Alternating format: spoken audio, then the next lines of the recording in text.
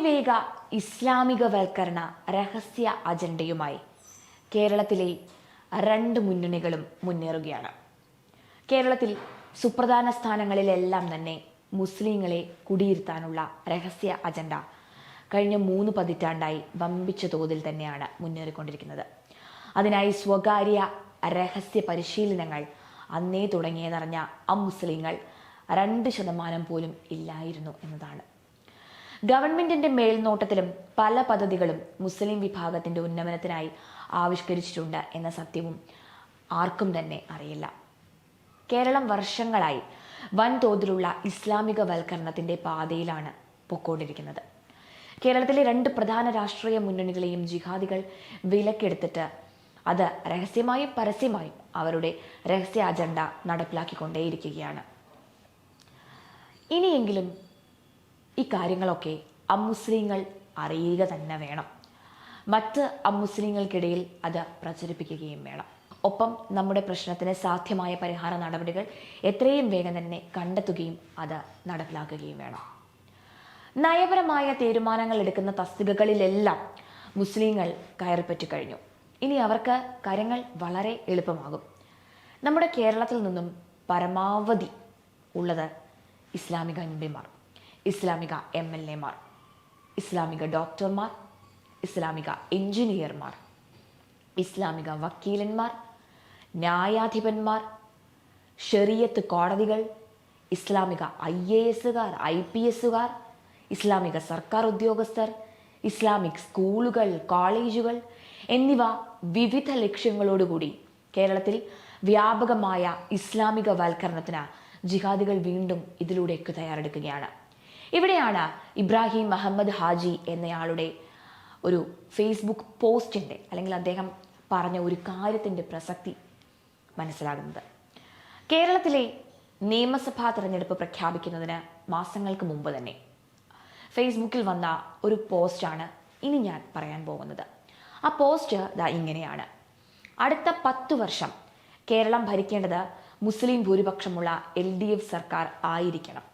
കാഫിറുകളുടെ ക്ഷേത്രങ്ങളും ആചാരങ്ങളും നശിപ്പിക്കാൻ പോന്ന LDF ഭരണമായിരിക്കണം അവിടെ നടപ്പിലാകേണ്ടത്.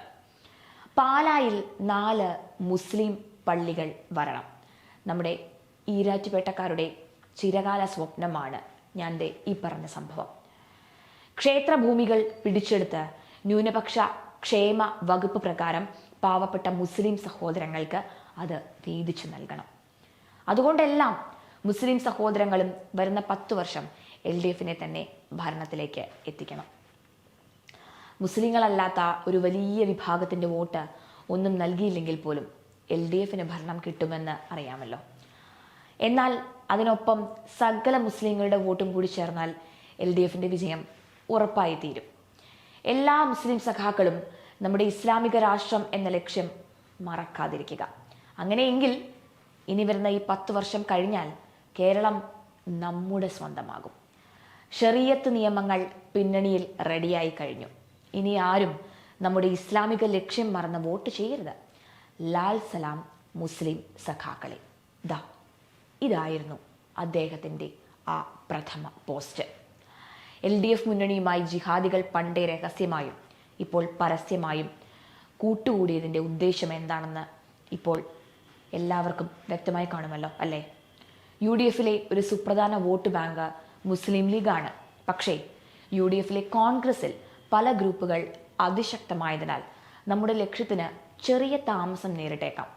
അങ്ങനെ നോക്കുമ്പോൾ കേഡർ സ്വഭാവമുള്ള എതിർശബ്ദങ്ങളെ അടിച്ചമർത്തുന്ന CPMനെ തന്നെയാണ് നമുക്ക് നമ്മുടെ ലക്ഷ്യത്തിനായി കൂടെ നിർത്തേണ്ടത് എന്ന കാര്യം ഉന്നത മുസ്ലിം നേതാക്കൾ തീരുമാനിച്ചിരുന്നു. ക്രിസ്ത്യൻ ഭൂരിപക്ഷ പ്രദേശമായ പാലായിൽ 4 മുസ്ലിം പള്ളികൾ വരണം.